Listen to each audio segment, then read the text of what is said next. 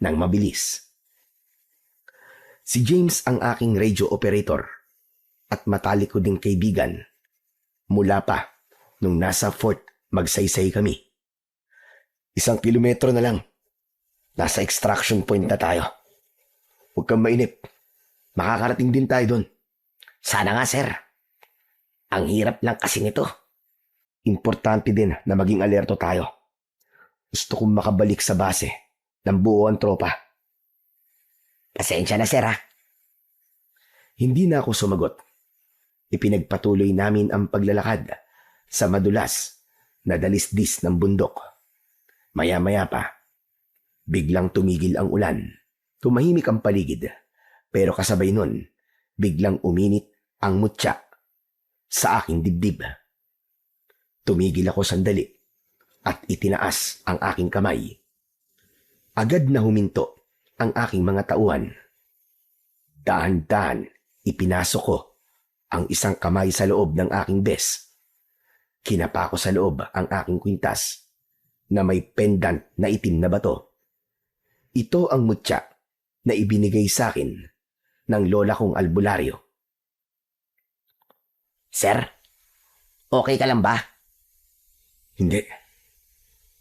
May masama akong kutob eh. Maging alerto kayo ha. Dahan-dahan kong ibinaba ang safety lock ng M16 ko. Masyadong tahimik at sa gitna ng katahimikan yon, may narinig kaming kakaibang tunog. Ano yun? Narinig mo ba yun? Bago pa ako makasagot, isang matinis na sipol ang nagmula sa itaas at kasunod nito, pinaulanan na kami ng bala ng mga taong nasa itaas. Agad akong nagdive patungo sa likod ng isang malaking puno. Ambush! Cover! Humanap kayo ng cover!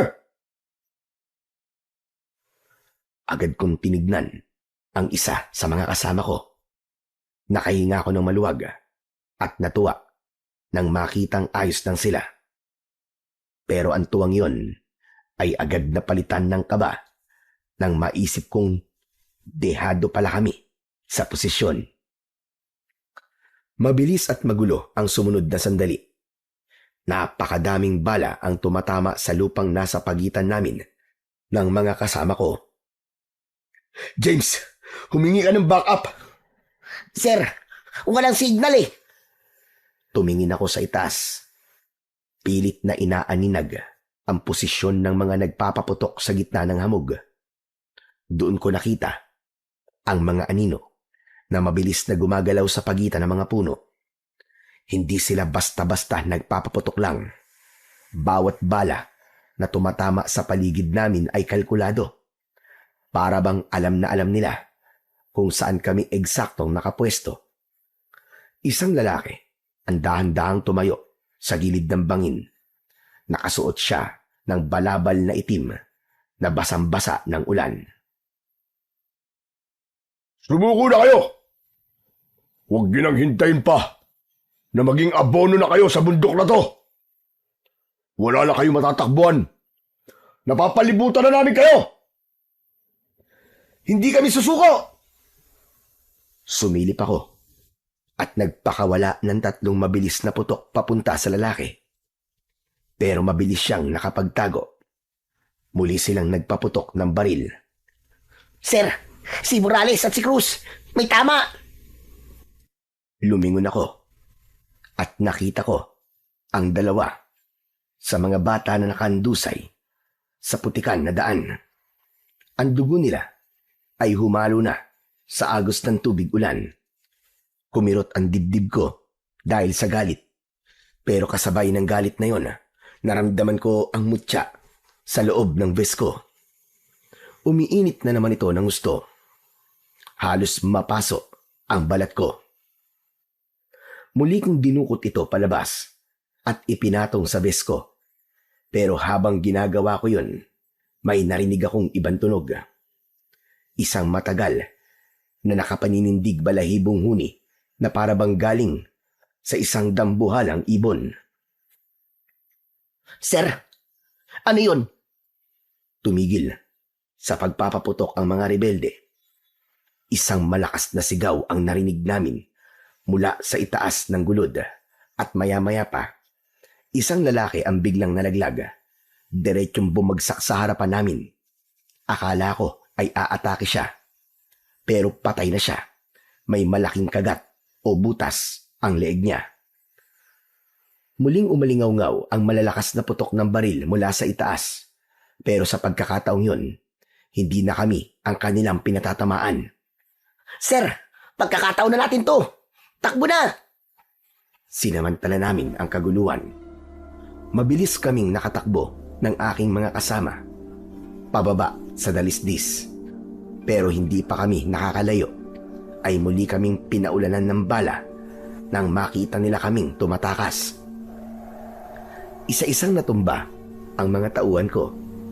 Ang kaninang 7 pa na sundalong kasama ko ay mabilis na nabawasan hanggang sa kami na lang ni James ang natira. Wala kaming nagawa kundi ang muling magtago sa likod ng puno. Sir, wala na sila. Tayo na lang. Sumuko na kaya tayo. Ayoko pang mamatay, sir. Malapit ng mga nakamisis ko eh. Panganay pa naman yun, sir. Gusto ko pa silang makita. Makikita mo sila, James. Pinapangako ko yan sa'yo. Pero hindi tayo susuko dito kahit anong mangyari. Pero, sir, sa gitna ng depresyon ni James, lalong humigpit ang kapit ko sa aking baril. Hindi ko matanggap ang sinasabi niya. Hindi kami pwedeng sumuko sa mga taong pumatay sa mga tauhan ko. Tinignan ko siya. Ramdam ko ang takot niya na hindi makauwi sa pamilya niya.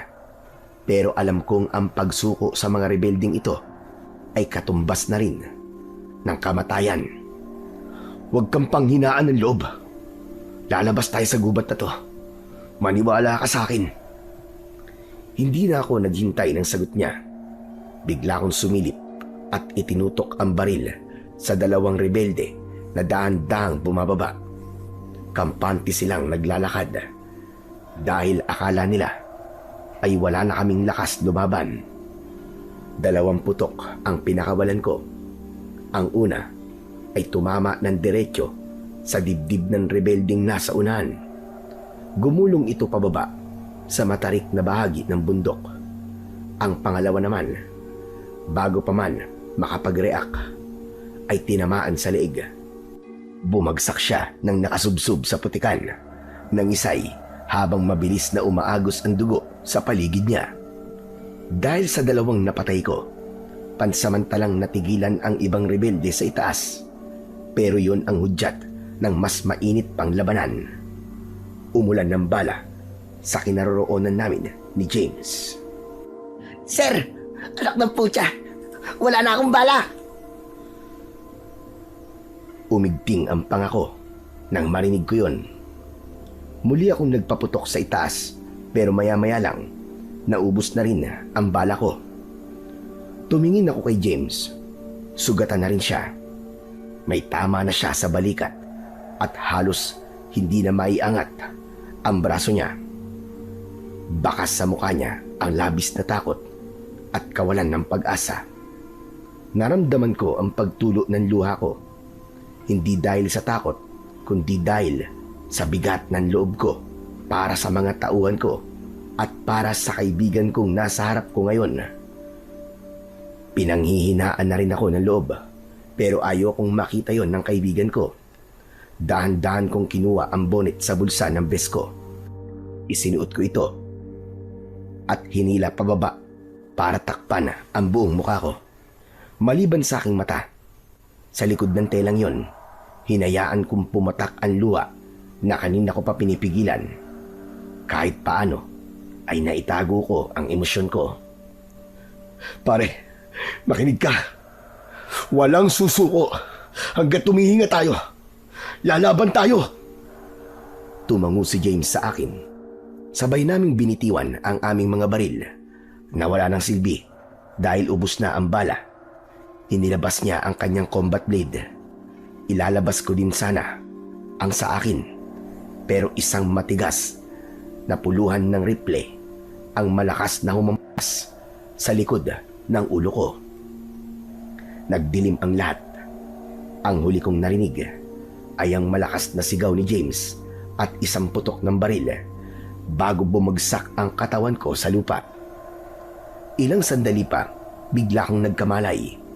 Naramdaman ko ang dalawang malalaking kamay na nakahawak sa magkabila ang balikat ko.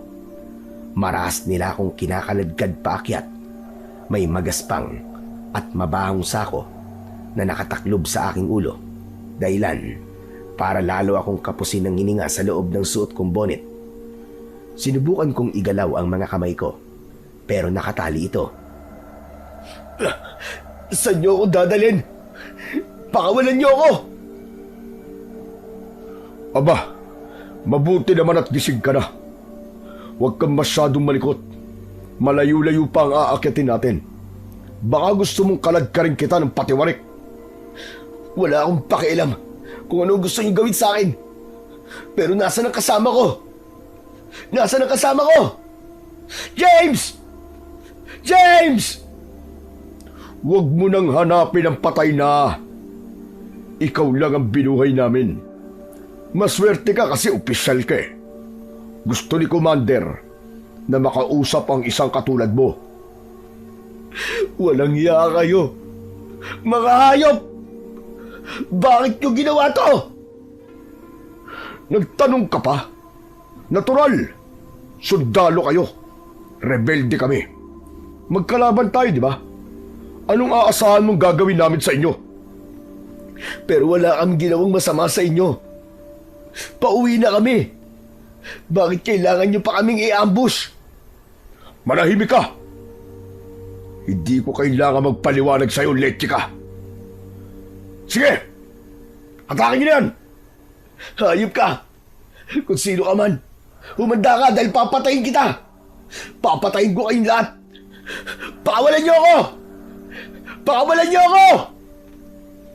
Isang malakas na sipa sa tagiliran ang nagpatahimik sa akin hanggang sa napasubsob na ako sa putikan.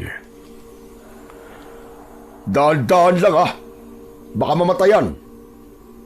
Hindi pwede yun. Dapat yan makita ng buhay ni Commander. Pinulot nila ako at muling kinaladkad. Nagpatuloy kami sa aming paglalakad. Ramdam ko ang pagtirik ng daan. Tapos ay lumulubog pa ang mga paa namin sa putik. Bilisan natin! Sumagot ang isa sa mga kasama niya. Halatang takot ito at nanginginig ang boses. Sabi niya, parang may nakatingin daw sa kanila. Nagbulungan din ang ibang mga rebelde. Kailangan daw nilang makarating sa kuta nila bago pa tuluyang dumilim. Kailangan daw nilang makalapit sa kanilang commander dahil ito lang ang tanging tao na makapagbibigay sa kanila ng proteksyon. Hindi malinaw sa akin ang pinag-uusapan nila, pero bigla akong kinabahan. Parang medyo nahihigingan ko ang ibig nilang sabihin. May kinatatakutan sila sa itaas ng bundok na yon at alam ko, hindi yon mga sundalo. Samantala, pagkalipas ng ilang minutong paglalakad sa putikan, naramdaman ko ang pagpatag ng lupa at huminto ang mga yabag. Nandito na tayo. Dalhin nyo na yan sa gitna. Marahas nila akong binitiwan, kaya sumubsob akong muli sa basang lupa. Tinulungan nila akong makaupo sa isang iglap. Naramdaman ko ang pag-alis nila sa sakong nasa ulo ko. Sir, welcome sa aming kampo. Ano sa palagay mo, sir? Okay ba ang hangin dito sa taas? Nag-e-enjoy ka ba sa view? Huwag mo akong maser-ser dyan. Hindi kita tauhan. Mga duwag kayo. Mga hayop. Matatapang lang kayo dahil nakapwesto kayo ng maayos. Wala kayong alam kundi ang manambang. Hindi nyo alam kung paano lumaban ng patas. Patas? Sa bundok na to walang patas-patas. Ang importante sa labanan dito, kami ang malaya at ikaw ang nakagapos. Huwag kang mayabang. Dahil para sa akin, isa ka lang basang sisiw na walang mapupuntahan kundi kamatayan. Eh di tapusin mo na! Bakit kailangan mo pa magsalita ng mga ganyan? Patayin mo na ako! Sige na! Ituloy mo na yung ginagawa mo. Dahil pag ako nakawala rito, sisiguraduhin ko sa iyong papatayin kita. Lahat kayo, uubusin ko. Gusto mo na ba talaga, ha? Isang kalabit lang. Sabog ang baon ng ulo mo. Dinuraan niya ako sa muka. Tapos ay ikinasa niya ang kanyang baril at itinutok ng madiin sa noo ko. Agad naman siyang sinaway ng kanyang mga kasama. Ipinaalala sa kanya na hindi ako dapat na mamatay dahil kailangan ay may buhay na opisyal silang mairegalo sa kanilang commander. Bakas ang inis sa mukha niya. Huminga siya ng malalim. Pilit na pinakalma ang sarili, pero kitang-kita sa mga mata niya na gusto niya na akong tuluyan. Dahan-dahan niyang binaba ang baril, pero hindi pa rin siya lumayo sa akin. Swerte mo, dahil kailangan ka namin ng buhay. Dadaling ka namin kay Commander, pero bago yan, titignan ko muna ang mukha mo. Maras niyang hinawakan ang tuktok ng ulo ko at biglang hinablot pa itaas ang bonnet na suot ko. Sa isang iglap, naalis niya ito at nalantad ang buong mukha ko sa kanila. Biglang nanahimik ang paligid. Ang maiingay na rebelde kanina ay biglang naistatwa at nakatingin sa akin. Ang lalaking kasagutan ko ay biglang napaatras. Tumingin ito ng diretso sa akin. Tapos ay tumingin din sa malaking tolda sa likuran niya at muli akong tinignan. Namutla ang kanyang muka. Commander, paanong? Lahat sila para bang nakakita ng multo nang makita ang totoo kong itsura. Pinakatitigan nila ako. Halos hindi kumukurap ang kanilang mga mata. Para silang takot at lito. Ano ba kayo? Bakit niyo ba ako tinitignan ng ganyan? Ano ba problema niyo? Imbis na sumagot, lalong napaatras si Elias nang dumapo ang tingin niya sa kwintas ko. Napansin ko rin na nanginig ang kanyang mga kamay. Ano bang kaguluhan yan? Kanina ko pa kayo naririnig Ang iingay ninyo. Lumabas ang isang lalaki sa malaking tolda. Nakasuot siya ng patig na jacket na kupas na ang kulay.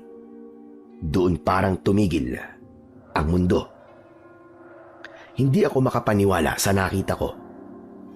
Ang mukha niya at ang mukha ko ay iisa. May konting diferensya lang. Mas malaman siya ng konti at mas moreno ang kanyang balat kumpara sa akin. Pero ang mukha, iisang hulma. Magkamukhang magkamukha talaga kami. Maging siya ay natigilan. Nabitiwan niya ang hawak niyang baso at nanatiling nakatitig sa akin ng matagal. Nawala ang otoridad sa kanyang muka at napalitan ng matinding gulat. Franco? Franco, ikaw ba yan? Dante? Ako nga. Tignan mo nga naman ang pagkakataon, At talagang dito pa tayo muling pinagtagpo ng tadhana. Mahal kong kakambal. Natigilan ako. Hindi kagad maproseso ng utak ko kung bakit bigla ang matagal ko nang hinahanap na kapatid ay nasa harap ko sa isang iglap lang. Oh, ba't di ka na nakaimik? Hindi ka ba natutuwa, tol, na makita ako? Teka, bakit ka nandito? Ano? Tinatanong mo kung bakit ako nandito? Nakalimutan mo na ba? Hindi ba't nung mga bata pa tayo ay hinayaan mo akong makuha ng mga kidnapper? Tapos ngayon tatanungin mo ako kung bakit nandito ako? Ano ka mo? Hinayaan kita sa mga kidnapper? Mukhang nakalimutan mo na nga. Sa bagay, Matagal na panahon na rin yun. Limot mo na siguro. Kasi ako nga mismo kinalimutan ko na yun eh. Hindi totoo yan, Tol. Alin ang hindi totoo? Yung pinabayaan mo akong makidnap? O yung limot nyo na ako? Parehas, Dante. Parehas. Pinapatawa mo naman ako eh. Wala akong kasalanan sa nangyari sa'yo. Bata pa tayo nun. Wala tayong kakayahan na ipagtanggol ang sarili natin. Natakot ako, Dante. Natakot ka. Kaya tinalikuran mo ang pangako natin sa isa't isa na walang iwanan. Yun din ba ang dahilan kung bakit niyo ako kinalimutan? Hindi ka namin kinalimutan, Dante. Hinanap ka ni Lola nun, pero wala kami napala. Sa tagal na walang balita sa'yo, inisip namin na baka patay ka na. Mas madali ba sa inyo na isipin na patay na ako? Hindi naging madali yun, Dante. Nangulila ng gusto si Lola sa'yo. Halos gabi-gabi siyang umiiyak. Namatay siya na ikaw ang laging iniisip. Maniwala ako sa'yo. Puros ka kasinungalingan eh. Alam naman natin na walang pakialam sa akin si Lola. Ikaw ang paborito niya eh. Baka nga talagang dinispatcha niya ako. Kasi ayaw niya na sa akin. Ang gusto niya, ikaw na lang ang nasa poder niya. Tignan mo nga, natupad mo yung pangarap mo. Naging sundalo ka. Samantalang ako, isang rebelde. 2 taon mula nang nawala ka. Namatay na si Lola. Naging palaboy ako ng ilang taon. Pero mabuti ang Diyos. May nakilala akong isang mabuting tao. Siya ang kumupkup sa akin at sumuporta sa lahat ng mga pangangailangan ko. Ang galing! Ang bait talaga ng Diyos sa'yo, no? Samantalang ako, impyerno ang kinasadlakan ko. Hindi naging madali ang lahat, Dante. Pero ikaw, bakit ka nauwi sa ganito? Bakit kailangan mo maging rebelde? Bakit? Kasi, nung mga oras na halos mamatay na ako sa kamay ng mga demonyong kumuha sa akin, iniligtas ako ng mag-asawang rebelde. Sila ang mga bayaning pinadala sa akin para sagipin ako nung wala na akong matakbuhan. Bayani? Matatawag mo bang bayani ang mga taong ang itinurulan sa'yo ay kung paano pumatay at humawak ng baril? Huwag mong pagsalitaan ng ganyan ng nanay at tatay ko. Dahil utang ko sa kanila ang aking buhay, Franco. Hindi ko hahayaan na bastusin mo sila sa harap ko. Ulitin mo pa yan. At hindi ako magdadalawang isip na tapusin ang buhay mo. Diyan ka naman magaling, di ba? Ang pumatay ng mga taong walang kalaban-laban. Ano sinasabi mo? Hindi ako pumapatay ng mga taong inosente. Labag sa batas ko yun. Labag? Nagpapatawa ka ba? Anong tawag mo sa ginawa niyo sa amin? Hindi ba't inutusan mo mga tauhan mo? Natambangan kami at kunin ako. Pinatay niyo mga kasamaan ko. At hindi ko lang sila basta tauhan, Dante. Mga kaibigan ko sila. Ano? Pero wala naman akong pinapatambangan ah. Anong sinasabi mo? Ipaliwanag mo nga sa akin yan. Pauwi na kami. Hindi na kami banta sa inyo kung tutuusin. Pero inabangan nyo kami. Pinaulanan ng bala hanggang sa maubos sa mga kasama ko. Gaano kayo kalupit? Mga walang hiya kayo. Manahimik ka! Sinungaling! Commander, huwag ka makinig dyan. Sila ang una nagpaputok sa amin eh. Sa katunayan nga, ay nalagasan tayo ng 3 taon dahil sa kanila. Ipinagtanggol lang namin ang mga sarili namin. Ikaw ang sinungaling! Hindi ganyan na nangyari, hayop ka. Pinatay mo mga tauhan ko. Pinatay mo mga kaibigan ko. Kaya magbabayad ka ng malaki. Sinubukan kong sugurin ang sinungaling na lalaki. Pero dahil sa nakagapos ako, wala din akong nagawa kundi kumawag, sumigaw at magmura ng walang humpay. Tumahimik kayo! Tama na yan! Huwag na kayo magingay! Berto, Elias, sige na. Ikulong niyo na muna to. Marahas akong binuhat ni Elias at ng dalawa pang rebelde. Kahit na anong palag ko, hindi ko magawang makawala sa higpit ng pagkakahawak nila. Bitiwan niyo ako! Dante, harapin mo ako! Duwag ka! Hindi pa tayo tapos! Ang kulit mo rin, no? Sabi na huwag kang maingay eh. Kinaladkad nila ako sa isang sulok ng kampo. Doon, sa may mismong bukana ng tarangkahan, may nakatayo roong maliit na kulungang gawa sa matitigas na kawayan na pinatibay pa ng mga nakapaikot na alambre. Marahas nila akong itinulak papasok. Kaya muli akong nasubsob sa lupa. Tapos ay ikinandado nila ang pinto gamit ang makapal na kadena. Diyan ka muna, sir, ha? At payong kapatid lang. Manahimik ka na. Kung sisigaw ka pa, baka mamaya marinig ka ng mga nasa labas ng bakod.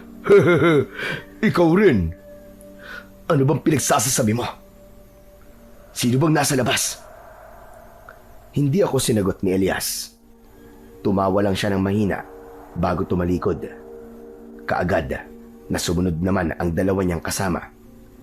Napasandal ako sa malamig na kawayan habang pilit na pinapakalma ang sarili ko. Nanginginig ang mga kamay ko sa galit. Hindi ko matanggap na ang kapatid na pinananabikan kong makita noon pa ay naging isang mamamatay tao.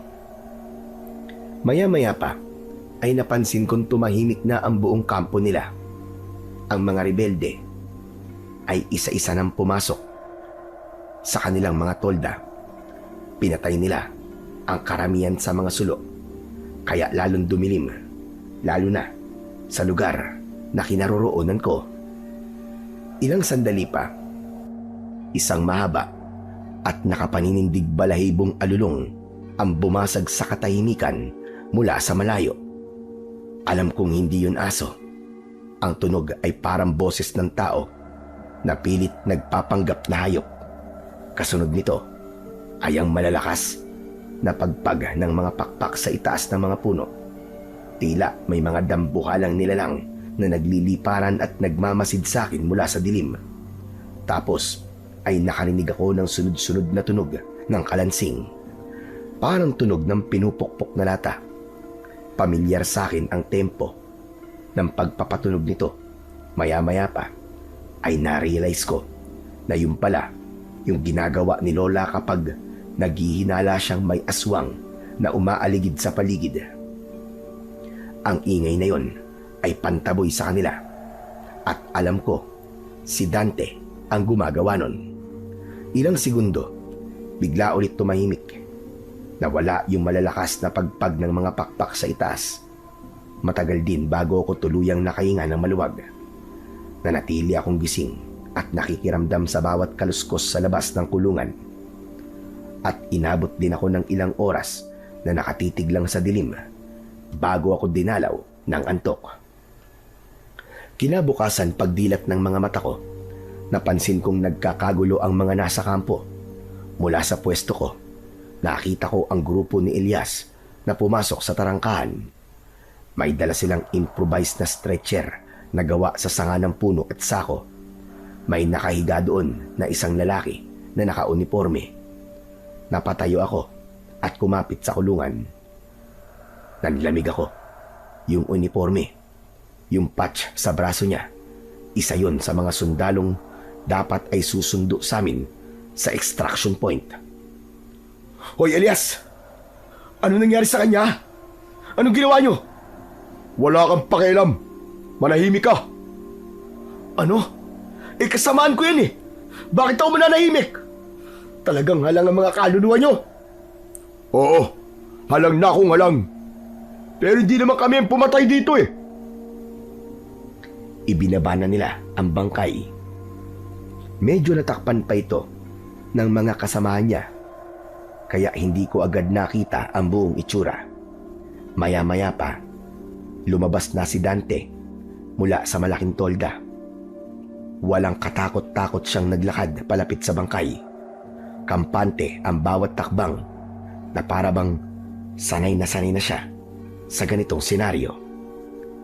Nang mahawi ang mga tao sa harap ko, doon ko napansin na mali ang hinala ko. Hindi sa bala namatay ang sundalo na yon. Maputing-maputi ang balat niya. At nang bagyang itinagilid ni Dante ang ulo ng bangkay gamit ang dulo ng kanyang baril, nakita ko ang malaking butas sa leeg nito. Hindi yun galing sa patalim. At alam ko, nakagat yun. Nakita namin siya. 1 kilometro layo dito sa kuta. Muntik na sila makarating dito. Mabuti na lang. At nadali siya ng mga kalaban natin. Kung hindi, baka nabulabog pa tayo ng mga kasama niyan. Ang titigas talaga ng ulo ng mga sundalong to eh. Kung bakit ba kasi ayaw nila tayong tantanan. Palagi na lang sila nagkakasa ng operasyon dito. Kahit alam naman nilang delikado. Kaya nga, Commander eh. Akala naman nila kung sino silang malalakas na nila lang. Wala naman silang binatbat eh. Mga naka-uniforme nga. Pero lampa naman pagdating dito. Akala siguro nila eh, maililigtas sila ng mga bala na bitbit nila. Masyado silang kampante sa baril. Hindi nila alam na dito sa bundok na to, walang silbi ang bala lang. Tatawanan lang sila ng mga aswang. Pero paano po kapag mas marami pang sundalo ang dumating? Sigurado mag-aalugog ang mga yan kapag hindi nakabalik ang patrol nila. Mas mabuti yun. Hayaan mo mag-ubusan ang mga sundalo at mga aswang sa labas. Hanggat abala ang mga hayop na yan sa pagkain sa mga sundalo, hindi sila magtatangkang pumasok dito sa atin. Basta tayo, mananatili tayo dito sa loob ng bakod. Sa bagay, Commander, mas pabor nga sa atin yun. Bawas kaaway, bawas abala. Tama. O siya, sige na. Ilibing nyo na yan. Huwag nyo nang patagalin dito at baka bumaho pa. Lalong maglalaway ang mga aswang. Siguraduhin nyo ring malalim ang hukay para hindi hukayin ng mga yan mamayang gabi. Naglakad palayo si Dante habang si Elias naman ay nagsimula ng mag-utos sa mga kasamahan niya. Naiwan ako nakatitig sa bakanting lupa kung saan kanina lang ay naroon ang kapwa ko sundalo. Parang binuhusan ako ng malamig na tubig. Lahat ng galit ko napalitan ng kilabot. Doon ko napagtanto ang lahat. Yung alulong, yung pagaspas ng mga pakpak, at yung ingay ng mga lata na narinig ko kagabi. Totoo ang hinala ko. May aswang nga sa paligid. Hindi lang pala mga rebelde ang nandito sa bundok na ito. Mas matindi pa palang kalaban ang naghihintay sa dilim. Kaya pala ganun na lang ang pagmamadali nila na hindi abutan ng dilim sa labas. Inobserbahan kong mabuti ang buong kuta. Ngayon ko lang napansin ang kakaibang depensa nito. Ang bakod ay gawa sa matitigas na kawayan na pinatulis ang mga dulo at pinahiran ng malapot na dagta. Sa pagitan ng mga kawayan, may nakapulupot na makapal na alambre na sinabitan nila ng maliliit na batingaw at piraso ng tanso. Kapag umiihip ang hangin, lumilikha ang mga ito ng matinis na tunog. Pero ang mas nakapagtataka, may mga nakasabit na buntot ng pagi sa bawat poste. Mga bagay na sabi ni Lola ay panakot daw sa mga aswang. Doon ko unti-unting naintindihan, ang kutang ito ay hindi itinayo para sa gera ng tao laban sa kapwa-tao. Ginawa itong kanlungan laban sa kung anong masama sa labas. Ito ang tanging ligtas na lugar sa parting ito ng bundok. Pero kailangan kong makasiguro. Kailangan kong malaman kung ano ba talaga ang itinatago nila rito. Samantala, ilang sandali pa ay nakita kong muling lumabas sa kanyang tolda ang aking kakambal. Seryoso ang mukha niya. Lumapit siya sa akin at iniabot ang plato na may lamang kanin at tuyo. Umupo siya sa tapat ko. sumandal sa poste ng kawayan. Dante, seryoso. Anong meron dito? Tungkol saan ba ang tinatanong mo? Huwag ka na magpaligoy-ligoy pa, Dante. Alam kong alam mo kung anong tinatanong ko sa'yo. Sabihin mo sa akin ang lahat. Oo na, sasabihin ko na. Alam mo, nandito kami sa bundok na to para magbantay. Doon sa pinakatuktok, Franco, may tinatawag doon na Sitio Maligno. Yung aswang na tumira sa sundalo kanina. Doon galing yun. Ano ka, ma'am? Si Maligno? Seryoso ka ba? Pinaglululoko mo ba ako? Katulad ka lang din ng mga tauhan mo. Ang gagaling nyo talagang gumawa ng kwento. Pare-parehas kayo. Sinong tinutukoy mo? Si Elias ba? Oo, at pati na rin ikaw. Kung iniisip mo mapapaniwala mo ako sa mga aswang-aswang na yan, para pagtakpan ng mga pinapatay nyo, nagkakamali kayo. Sundalo ko, Dante. Sa siyensya at ebidensya ako naniniwala. Hindi sa mga kwentong pambata na panakot lamang sa mga duwag. Aba, ayos ah. Porkit naging sundalo ka na, hindi ka na naniniwala sa mga aswang. Paano nangyari yung Franco? Ganun na ba kabilis mabura sa utak mo ang mga turo sa atin ni Lola? Dahil hindi na tayo bata, Dante. Mas papaniwalaan ko pa kung sasabihin mong ginagamit nyo lang ang mga kwentong aswang na yan para pagtakpan ng mga kalokohan nyo rito sa taas. Bahala ka kung ano ang gusto mong paniwalaan. Wala akong pakialam. Pagkatapos niyang sabihin yon, ay bigla siyang natahimik. Maya-maya pa, ay napansin kong tinignan niya ang aking dibdib. Tapos, ay dahan-dahan niyang ipinasok ang kamay niya sa loob ng kanyang t-shirt. Inilabas niya ang suot na kwintas. Hindi ba't may ganito ka rin? Nasa iba ba? Hindi ako sumagot. Ngunit, dahan-dahan kong inilabas ang sa akin mula sa ilalim ng marumi kong uniforme. Halos parehong-pareho ang itsura nito. Magkaiba lang ng kulay. Ito ang mga mutya ng tubig at apoy na ibinigay sa amin ni Lola bago kami magkahiwalay. Naaalala mo pa ba ang sabi ni Lola tungkol dito? Kapag pinagsama at pinagdikit natin ang dalawang bato na may kulay pula at asul na kulay, may kakayahan itong magbigay ng kapangyarihan para magamit laban sa mga aswang. Ang mutya ng tubig at apoy, ang pinakamabisang sandata laban sa mga aswang. Yun ang sabi ni Lola. At bakit mo sinasabi sa akin ngayon yan? Ano ba talaga ang plano mo? Kaya mo ba ako kinuha? Dahil gusto mong agawin to sa akin? Hindi, Franco. Ano ka ba? Kung gusto kong gawin yun, kanina ko pa ginawa. Ang gusto ko magsanib puwersa tayo. Kailangan ko ang tulong mo. Dahil hindi ko to kayang mag-isa. Magsanib puwersa? Nagpapatawa ka ba? Mukha ba ako nagpapatawa sa'yo? Makinig ka nga mabuti.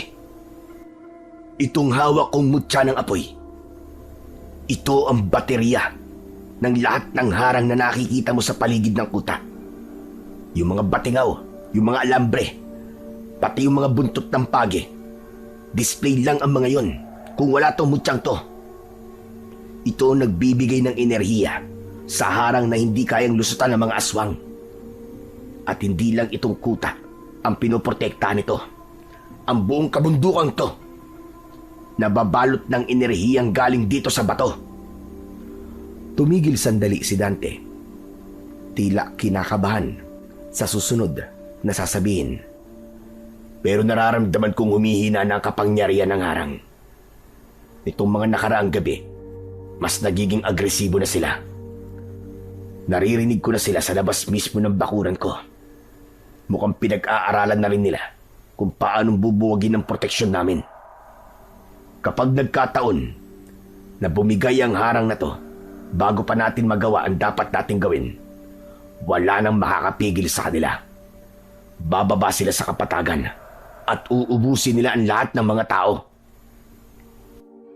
Yun lang ang dahilan mo. Kailangan mo ko para dagdagan ang lakas ng harang mo. Higit pa ron, Franco. Ang gusto ko mapuksa na silang lahat.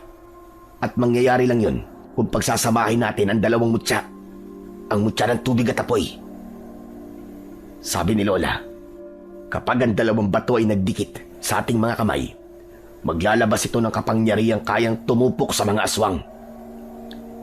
Tumingin si Dante sa malayo, sa direksyon ng masukal na tuktok ng bundok. Kailangan kita, Kambal. Hindi bilang isang sundalo, kundi bilang kapatid. Isang tabi na muna natin ang magkaiba nating prinsipyo. Ikaw lang ang tanging pag-asa para maging permanenteng ligtas ang lugar na to. Kapatid, ngayon mo pa talagang naisipang gamitin ang salitang yan. Matapos niyong tambangan ng mga tao ko. Matapos niyong ubusin ng mga kasamahan ko na parang mga hayop. Umiwas ako ng tingin at napakuyom ng palad. Ramdam ko ang hapdi ng mga sugat ko, pero mas masakit ang katotohanang kaharap ko ang taong responsable sa pagkawala ng mga kaibigan ko. Wala akong tiwala sa iyo, Dante. Hindi ako naniniwala sa mga sinasabi mo. Baka gamitin mo lang ang mutya sa pagpapalakas ng puwersa mo laban sa amin. Sundalo ko. Tungkulin kong hulihin ng mga katulad nyo. Hindi ako makikipag-alyansa sa isang mamamatay tao. Manahimik ka nga. Sinabi ko na sa'yo, di ba? Hindi kami pumapatay ng walang sapat na dahilan. Hindi kayo pumapatay ng walang dahilan. Eh, anong tawag mo sa ginawa niyong pagpastang kay James? Sumuko na yung tao eh. Nakataas na ang kamay niya, pero ano? Tinuluyan pa rin ng mga kasama mo. Natigilan si Dante. Nakita ko ang gulat at pag-aalinlangan sa kanyang mga mata. Lumingon siya. Tila hinahanap si Elias o sino mang namuno sa operasyon nang madakip ako. Kung totoo ang sinasabi mo, pananagutin ko sila. Pero Franco, intindihin mo ang sitwasyon. Kapag may pumapasok kasing militar dito, ang unang naiisip nila ay katapusan na namin. Takot sila. Takot sila na matuntunyo kami dito. Dahil sigurado kapag nabulabog ang kuta namin, isa lang ang ibig sabihin nun. Katapusan na ng lahat ng tao sa ibaba ng bundok na to. Takot? Yan ba ang palusot nyo sa pagiging malupit? Ha, Dante? Magkaiba ang takot sa kawalan ng dangal. Hindi ka naniniwala sa akin. Kaya mo nasasabi yan. Ulitin ko, Franco. Kapag nabuwag kami dito, uubusin ng mga taga-sityo ang lahat ng humihinga sa ibaba. Sinasabi mo natatakot kayong maubos ang mga tao sa baba. Pero hindi mo ba naisip na tao rin ang mga sundalong pinapatay nyo? May mga pamilya rin naghihintay sa kanila, Dante. Sa ginagawa nyo, anong pinagkaiba nyo sa mga halimaw na sinasabi mo? May pinagkaiba, Franco. Dahil pumipili kami ng buhay na isasakripisyo para sa nakararami. Ang mga nasa sityo, wala silang pinipili. Lahat papatay nila. Masakit man, pero kailangan naming manatili dito. Kahit ituring niyo pa kaming masama. Yan ang mindset ng mga taong kriminal. Yung kayo na yung nakakagawa ng masama, kayo pa'y nagpapabiktima. Ganyan ba ang itinuro sa'yo dito? Ang pumatay ng kapwa mo tao, tapos sasabihin mong para sa nakararami yun? Hindi mo ako mapapaniwala sa mga baliw mong katwiran, Dante. Kung di ka maniniwala, lahat tayo rito mamamatay. Yang mga harang na nakikita mo, manghihina yan. Darating ang araw, nakakayanin na nilang pumasok sa kuta namin. At kapag nangyari yun, uubusin nila tayo rito. Kahit anong sabihin mo, Dante, hindi ko pa rin masisikmura ang pakikipagtulungan sa inyo. Wala akong pakialam kung masikmura mo man o hindi.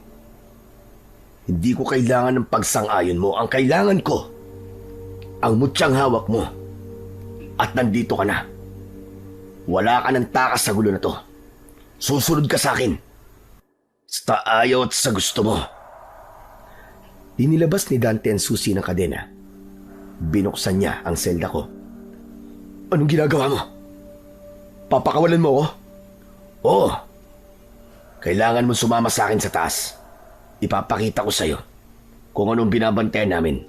Titignan natin kung kakayanin ng lohika mo ang makikita mo sa Sitio Maligno. Malapit na sana niyang mabuksan ang kulungan, pero biglang dumating si Elias.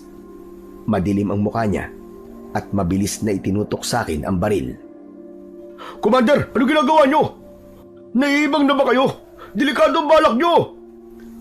Huwag mo akong matawag-tawag na ibang, Elias. Alam ko ang ginagawa ko. Kaya huwag mo akong pigilan. Tsaka ibaba mo nga yung baril mo.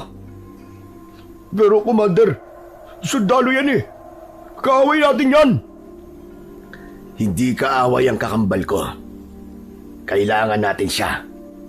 Kailangan? Commander, kahit kapatid mo pa yan, sundalo pa rin yan. Maling-mali ang plano mo eh. Kung kwintas lang naman ang habol natin, pwede natin kunin yun. Hindi siya pinapakawalan. Patayin na lang natin yan. Mas sigurado tayo kung malamig na bangkay na siya. Para hindi na makapanlaban o makatakas. Para magsumbong sa mga kamaro niya. Ano sabi mo? Patayin? Bakit mo naman papatayin ang kapatid ko? Natatakot ka ba sa kanya? Ano? Bakit naman ako matatakot sa talonang yan? Eh wala kang nagawa yan eh. Nung tinambangan namin sila sa bangin eh. Ano sabi mo? Anak na putya. Totoo nga. Totoong tinambangan nyo nga sila kahit wala akong utos. Commander, ano eh, ang ibig ko sabihin, baka kasi may alam sila sa atin eh. Ayoko lang na may lumabas na impormasyon tungkol sa kinalalagyan ng kuta natin. Kaya inunahan na namin. Sinungaling ka. Sa bibig mo na mismo nang galing ang katotohanan, Elias. Pati ba naman ako? Lolokohin mong daputres ka? Hindi, Commander. Hindi ako nagsisinungaling sa'yo. Maniwala ka. Para sa ikabubuti ng grupo natin ang ginawa ko. Pinutrektahan ko lang ang kuta natin. Tama na, Elias. Manahimik ka na. Biglang bumunot ng baril si Dante at itinutok ito kay Elias. Nanlaki naman ang mga mata ng mga tauhang nakapaligid sa amin. Nagsinungaling ka sa akin. Ginamit mo misyon natin para magpakitang gilas at pumatay ka ng mga taong inosente. Alam mo kung anong ginagawa ko sa mga traidor. Huwag, Commander, patawarin mo ako. Hindi ko naman sinasadya eh. Nadala lang ako ng sitwasyon eh. Naging tapat naman akong tauhan sa'yo, di ba? Ngayon lang ako sumablay. Ngayon lang talaga. Alam ko yun, Elias. Kaya nga mas masakit eh. Dahil nalaman ko may ginagawa ka palang ganito sa likod ko. Sige nga. Paano mo mapapatunayan sa akin ngayon na ngayon mo lang talaga to ginawa? Paano ko makakasiguro na wala na kayong ibang sibilyan o sundalong tinambangan at itinumba rito na hindi ko alam? Hindi makasagot si Elias. Ang kanyang mga mata ay pabalik-balik ang tingin sa paligid, tila naghahanap ng kakampi. Lumingon siya sa kanyang mga tauhan sa likuran. Pero pawang nakayuko lang ang mga ito at hindi makatingin ng diretso kay Commander Dante. At nakuha mo pa talagang lingunin ng mga bata mo? Ibig sabihin, May ginagawa nga kayong kabalbalan sa likod ko. Mga hugas kayo. Akala ko ba nagkakaintindihan tayo? Akala ko ba malinaw sa inyo kung ano ang pinaglalaban natin? Sa sobrang galit, mabilis na binunot ni Dante ang kanyang baril at nagpakawala ng isang putok sa ere. Umalingaw-ngaw ang putok sa buong kuta, sapat para makuha ang atensyon ng lahat. Agad na kumilos ang mga loyal na tauhan ni Dante. Pinalibutan nila ang grupo ni Elias at tinutukan ng mga armas. Tipunin niyo mga yan sa gitna. Disarmahan niyo mga hayop na yan. Turuan niyo sila ng leksyon. Bugbugin niyo hanggang sa magtanda. Saka niyo kalagkaring palabas ng kuta. Commander, parang awa niyo na! Commander! Huwag naman ganito! Saan naman kami pupunta? Wala akong pakialam. Walang lugar dito mga katulad yung naghahari-harian at pumapatay ng mga walang kalaban-laban. Binaboy nyo ang ideolohiyang pinaglalaban natin. Hinablot ng mga tauhan ni Dante ang mga armas nina Elias. May ilang pumalag pero agad silang sinikmuraan at pinagsusuntok hanggang sa mapaluhod sa lupa. Kinaladkad ng mga tauhan ni Dante ang grupo ni Elias patungo sa malaking tarangkahan ng kuta. Pagdating sa bungad ay marasyang itinulak sa masukal na damuhan. Commander, huwag naman pong ganito! Paano kami mabubuhay sa labas ng walang armas? Alam niyo naman kung anong meron sa labas, di ba? Maawa ka naman! Gamitin nyo yung galing nyo sa pananambang. Di ba mahusay kayo doon? Sige na, lumayas na kayo bago pa magbago ang isip ko at ipapatay ko kayong lahat. Agad na tinutukan ni Berto at ng iba pang mga rebelde sina Elias. Ang mga daliri nila ay nakaamba na sa gatilyo, handang magpaputok sa isang kumpas lang ni Dante. Mula sa loob ng aking kulungan, tinignan ko si Elias at hindi ko napigilang mapangisi at mang-asar. Ano pang hinahantay nyo? Takbo! Sa takot mamatay sa bala, wala silang nagawa kundi ang piliting tumayo at maglakad kahit pasuray-suray. Huminga ng malalim si Dante nang wala na si Elias. Tapos ay lumingon siya sa akin. O yan, wala na mga kaaway mo ah. Pero wag mong iisipin na ginawa ko yon para sa'yo. Ginawa ko yon dahil ang kampong ito ay para sa mga taong may prinsipyo. Ngayon, dahil nabawasan na kami ng tao, medyo humina na ang depensa namin.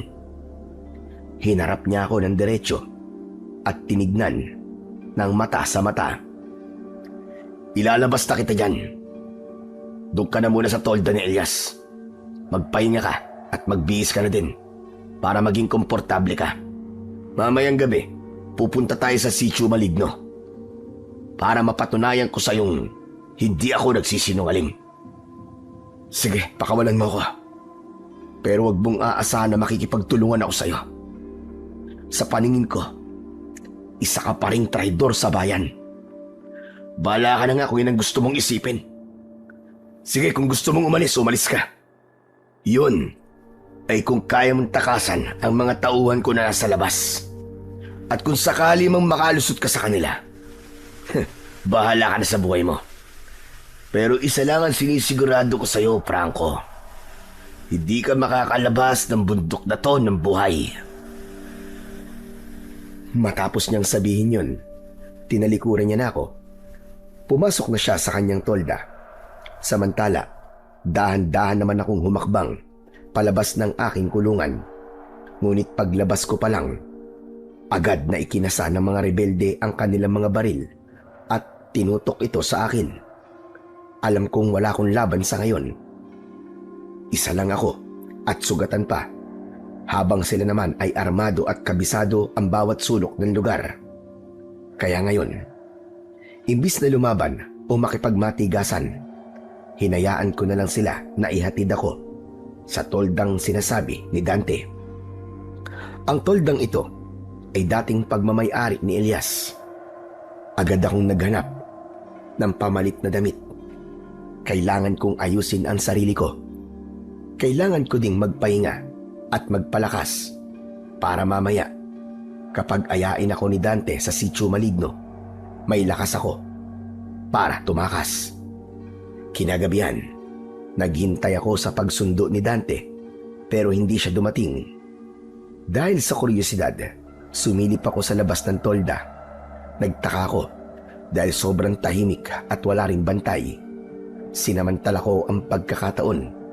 Mabilis akong naglakad hanggang sa tarangkahan at dahan-dahan itong binuksan. Laking tuwa ko dahil sa wakas ay makakatakas na ako.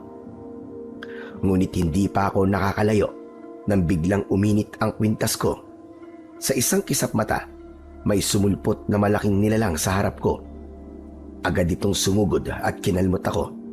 Mabuti na lang at nakaiwas ako ng kaunti. Pero nahahablot pa rin ng matatalim niyang kuko ang balikat ko.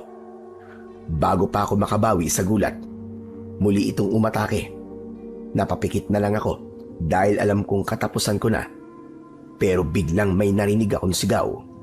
Pagmulat ko, nakita ko si Dante at ang mga tauhan niya na papasugod. Sila na ang humarap sa nilalang. Walang takot na lumaban si Dante hanggang sa masaksak at mapatay niya ang aswang. Hingal na hingal si Dante habang pinupunasan ang dugo sa kanyang patalim. Nilapitan niya ako at tinignan ang dumudugo kong balikat. Yun na nga ba't sinasabi ko sa'yo, Franco eh. Siguro naman maniniwala ka na sa akin. Muntik ka na doon. Kung di kami dumating, baka sinipsip na ng aswang ang dugo mo. Hindi kagad ako nakasagot. Nakatingin lang ako sa bangkay ng nilalang na muntik nang pumatay sa akin. Hindi nga nagsisinungaling si Dante at hindi rin ako nagkamali sa kutob ko. Totoo ngang may aswang sa bundok na yon. Akala mo siguro ganun lang kadali tumakas dito, no? Hindi, Franco. Ang totoo niyan, alam ko talagang susubukan mong tumakas. Sadyang hinayaan lang kitang lumabas para makita mismo ng dalawang mata mo ang katotohanan. Ngayon nakita mo na. O sige, malaya ka na. Makakaalis ka na kung gusto mo. Pero wag mo nang asahan na ililigtas ka pa namin sa susunod. Huminto si Dante at tinignan ang dugo ang balikat ko bago nagpatuloy. Pero kung sakaling magbago ang isip mo at gusto mo na makipagtulungan, sumunod ka na lang sa amin sa loob. Pumasok na tayo sa kuta dahil sigurado ako, mamaya lang, nandito na mga kasama niyan. Maaamoy nila yung dugo mo. Tinalikuran na ako ni Dante at nagsimulang maglakad pabalik sa loob ng kuta kasama ang mga tauhan niya. Naiwan akong mag-isa sa bukana ng tarangkahan. Hawak ang duguan kong balikat. Napabuntong hininga na lang ako. Wala akong mapagpipilian kundi ang sumunod sa kanila. Pagpasok ko, nakita ko si Dante na naghihintay malapit sa campfire. Tila alam niyang babalik din ako. Mabuti naman at di mo pinairal ang katigasan ng ulo mo. Halika, maupo ka rito. Gagamutin natin yung sugat mo. Pagkatapos ay mag-uusap tayo ng matino tungkol sa mutya at sa Sitio Maligno. Wala na tayong oras na dapat sayangin.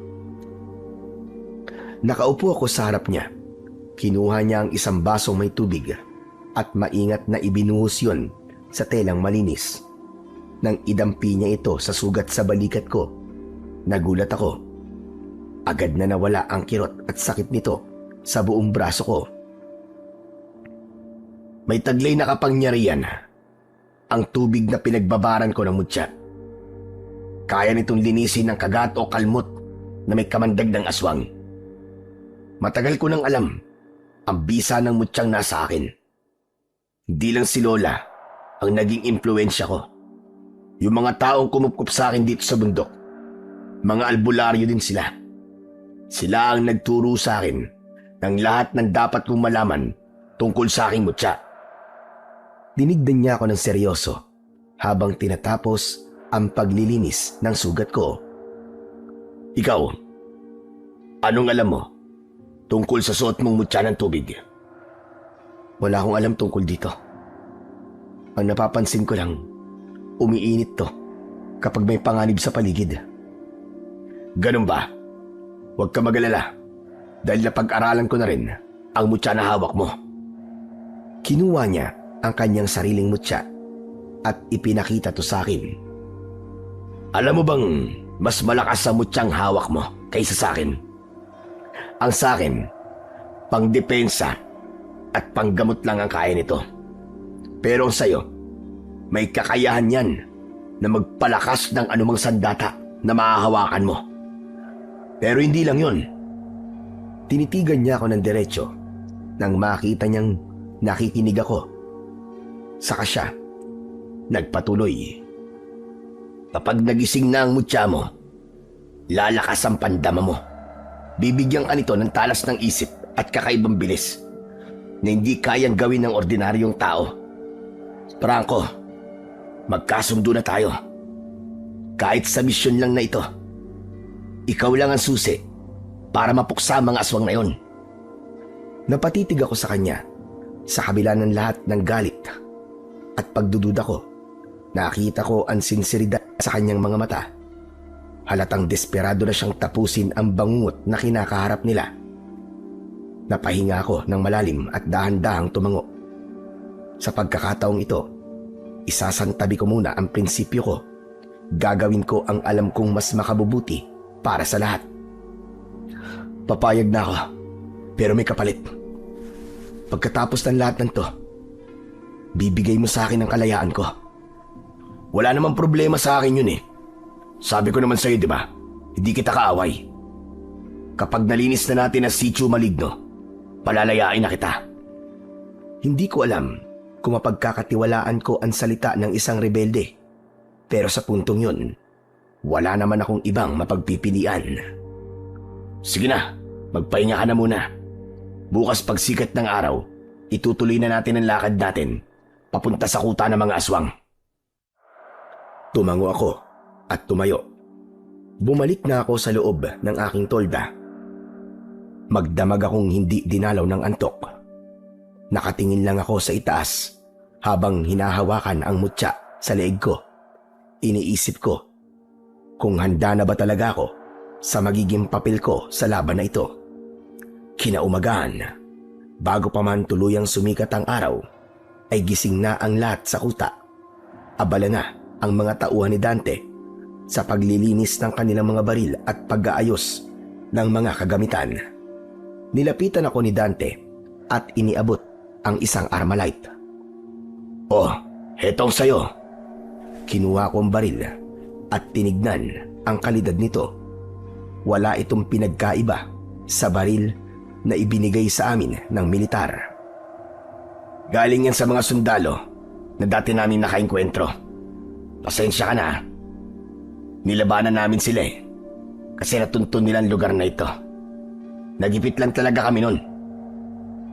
Tinignan ko siya ng matalim. Masakit sa akin na malamang armas ito ng aking mga kabaro.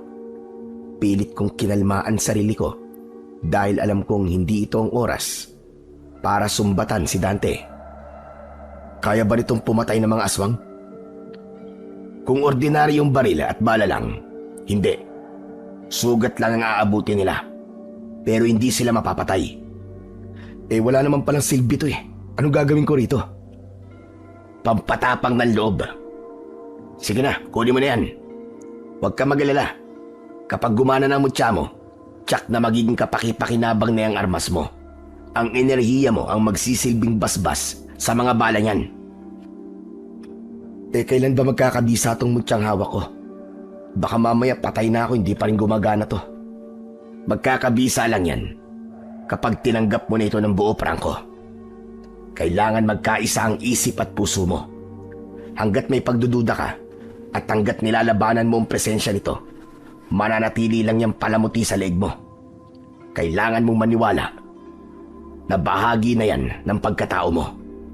Kapag naramdaman ng mutya na handa ka na, doon pa lang ito totoong magigising. Kailangan ko maniwala. Sige, susubukan ko. Iniwan muna ako ni Dante para makapag-isip. Muli kong pinagmasdan ang ibinigay niyang armas at sinimulan itong suriin. Nilinis ko na rin ang bawat parte nito at tinignan kung nasa kondisyon pa ba ang mekanismo at kung gagana pa ba ito sa oras ng bakbakan. Nang masiguro kong ayos na ang lahat, inilapag ko na ang armas. Maya-maya pa ay narinig ko na ang pagtawag ni Dante mula sa labas. Agad akong lumabas ng tolda. Laking gulat ko nang makita kong 3 lang pala kaming maglalakad. Si Dante, ako, at ang isa sa pinagkakatiwalaan niyang tauhan na si Berto. Tayo lang. Hindi ba sasama ang ibang tauhan mo? Hindi natin kailangan ng batalyon para sa misyong to. Mas madaling kumilos at magtago kung kakaunti lang tayo. E paano kung mabulilyaso tayo? Kaya nga tayo lang para iwas sa disgrasya. Di naman kasi tayo makikipaggera doon. Gusto ko lang ipakita sa'yo kung anong klaseng mga halimaw ang kalaban natin. Ano, handa ka na ba? Tara na! Tumango ako habang isinusukbit ang baril sa balikat ko. Nagsimula na kaming maglakad palayo sa kampo. Tinahak namin ang masukal na bahagi ng kagubatan paakyat. Maingat ang aming mga akbang. Binalaan ako ni Dante na huwag lumika ng kahit na anong klase ng ingay. Samantala, habang papaakyat kami sa pinakatuktok, napansin kong unti-unting nagbabago ang ihip ng hangin. Tapos, yung tinatahak naming daan, parang matagal nang hindi nadadaanan ng mga tao. Maya-maya pa, naramdaman ko na umiinit na ang aking mutya at yung init na yon ay gumagapang sa aking dibdib patungo sa aking mga kamay. Hinayaan ko lang ang init na balutin ako habang mahigpit ang hawak ko sa aking baril. Biglang huminto si Dante at nagbigay ng hudyat na magtago kami sa malaking bato. Nandito na tayo. Yan ang Sitio Maligno. Agad akong sumilip mula sa likod ng pinagtataguan namin. Laking gulat ko nang makitang isa pala itong maliit at payapang kuta. Ang lahat ng nakikita kong naroroon ay puro babae at hindi lang basta mga babae dahil lahat sila ay magaganda. Nakasuot sila ng mga simpleng damit. Tahimik ang lugar at parang wala namang anumang banta. Sila ba ang sinasabi mong mga halimaw? Mukha silang mga inosenteng sibilyan . Hindi sumagot si Dante. Sa halip, itinuro niya ang paanan ng bato kung saan kami nagtatago. Nakakalat doon ang mga puting bagay na halos matakpan na ng mga tuyong dahon. Noong una, akala ko mga bato lang o kaya ay kahoy. Pero nang titigan ko maigi, halos bumaligtad ang sikmura ko. Mga bungo at kalansay ng tao ang puting bagay na yon. Marami ito na nakatambak lang sa gilid na parabang mga basura. Huwag kang papalin lang sa ganda nila, Franco. Dahil ang mga yan, tulad ng demonyo, ang kanilang mga tunay na anyo. Muli akong sumilip sa kuta. Isang magandang babae ang lumabas sa isang kubo. Yan ang pinuno nila. Mag-iingat tayo. Malakas ang pakiramdam ng isang yan. Tumingin ako sa babae. Naramdaman ko ang kakaibang aura niya. Mukha nga siyang malakas at makapangyarihan. Bigla siyang huminto sa paglalakad. Tapos ay dahan-dahang lumingon sa direksyon namin. Nanindig ang balahibo ko nang makitang kulay pula ang kanyang mga mata. Ramdam ko ang matinding init ng mutya sa aking dibdib. Para bang nagbababala na naaamoy na nila kami. Pero bago pa man sila makasugod sa pinagtataguan namin, isang malakas na sigaw ang bumasag sa katahimikan ng buong sityo. Wag! Awa kayo! Parang awa niyo na! Wag na akong papatayin! Muli akong sumilip. Naagaw ng boses na yon ang atensyon ng babaeng pula ang mata. Nanlaki ang mga mata ko nang makilala kung sino ang kinakaladkad ng dalawang babae. Si Elias yun. Dandang lumapit ang pinuno. Tapos ay hinawakan nito ang muka ni Elias. Dante, si Elias yun na. Tulungan natin. Wag kang kikilos, Franco. Mapapahamak tayo rito. Maigpit ang hawak ko sa aking baril. Nag-iisip ako kung tutulungan ko siya o hindi. Pero ilang saglit lang, narinig ulit namin ang malakas niyang sigaw. Sa muli kong pagsilip, ibinaon ng babaeng yun ang kanyang mga pangil sa liig ni Elias at nagsimulang sipsipin ang dugo nito. Habang nangyayari yun, ang balat ng babae ay tila mas lalong kumikinis at gumaganda. Tara na, umalis na tayo dito habang abala pa sila. Ano? Iiwan mo ang kasamaan mo ng ganun-ganun lang? Patay na siya, Franco. Hindi na natin siya maililigtas. Kapag sumugod tayo ngayon, pati tayo mamamatay ng walang saysay. Tignan mo. Itinuro ni Dante ang paligid. Ang mga magagandang babae na nakita ko kanina ay unti-unti nang nagbabago. Ang kanilang mga kuko ay humahaba at ang kanilang mga kilos ay nagiging mailap na parabang mga hayop na nag-aabang sa susunod na biktima. Inaamoy-amoy nila ang sariwang dugo ng kawawang si Elias. Hindi ko kayang panoorin lang to, Dante. Sundalo ko. Tungkulin kong magligtas ng buhay kahit pa ng isang kaaway. Makinig ka, Franco. Kaya tayo narito ay para manmanan sila. Hindi tayo nagpunta rito para magpatiwakal. Napatingin ako kay Elias. Nawala ng buhay at tuyot na ang katawan at ibinalibag na lamang sa lupa na parang basura. Ang mutya sa dibdib ko sobrang nag-iinit na. Gusto ko nang magpaputok. Gusto ko nang ubusin ang magasin ng baril ko sa kanila. Pero bigla kong naramdaman ang higpit ng hawak ni Dante sa braso ko.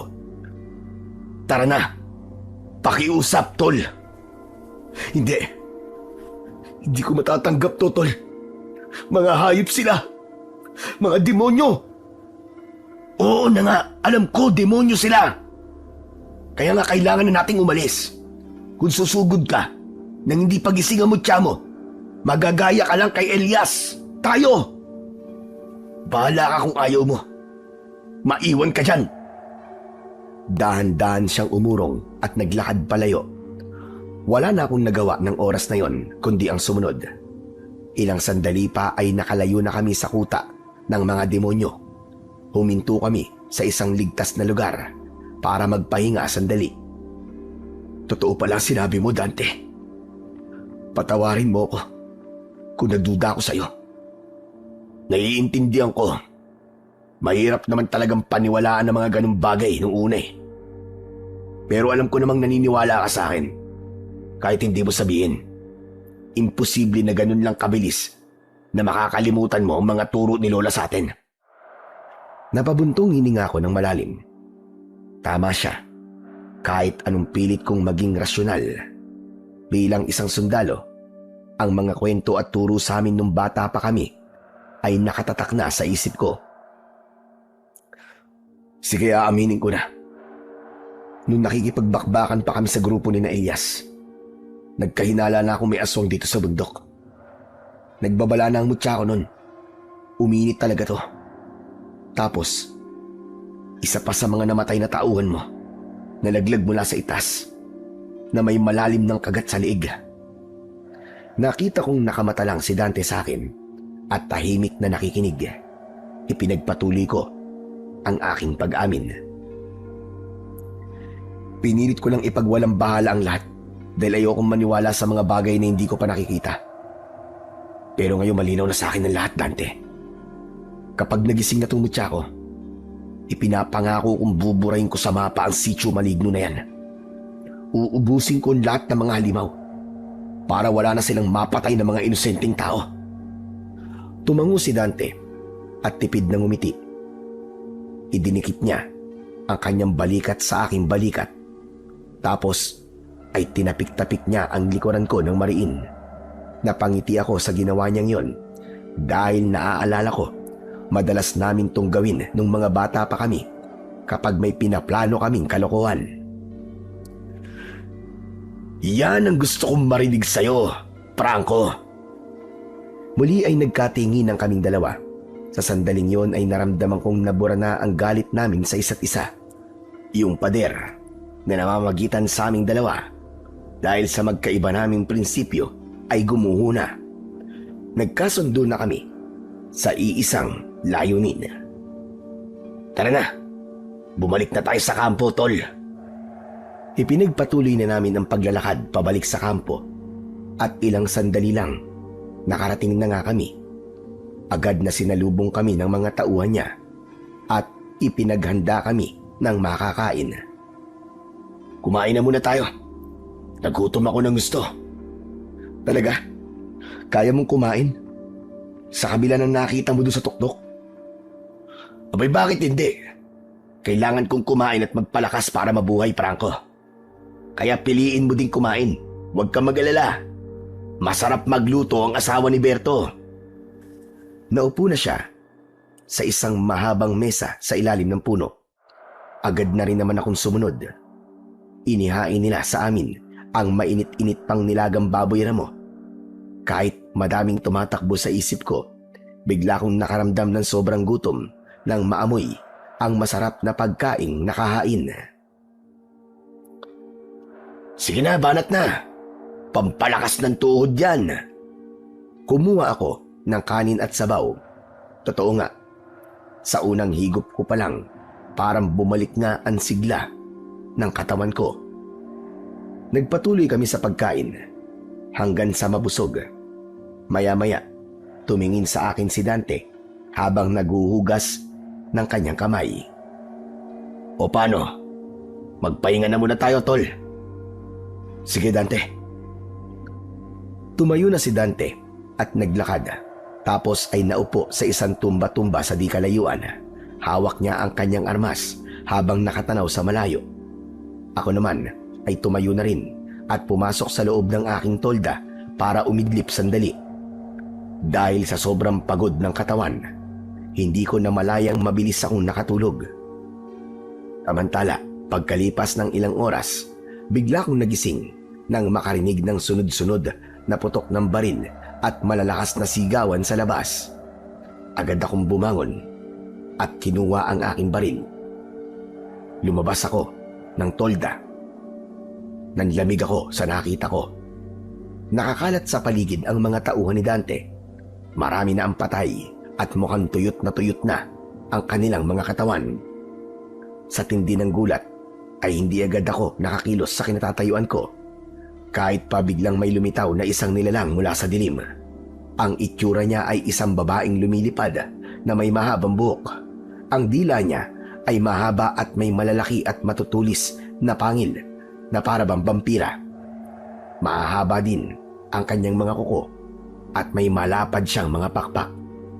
Pasugod ito sa akin. Agad na uminit ang mutya sa aking dibdib. Isang kamay ang bigla na lamang humablot sa braso ko. Hinila niya ako para makaiwas sa pag-atake ng aswang. Nagulat ako. Si Dante pala yun. Kasunod nito ay sinalubong niya ang halimaw at sinaksak ito sa dibdib. Nang mamatay ang aswang, pinagalitan niya ako. Ano bang ginagawa mo? Lumaban ka!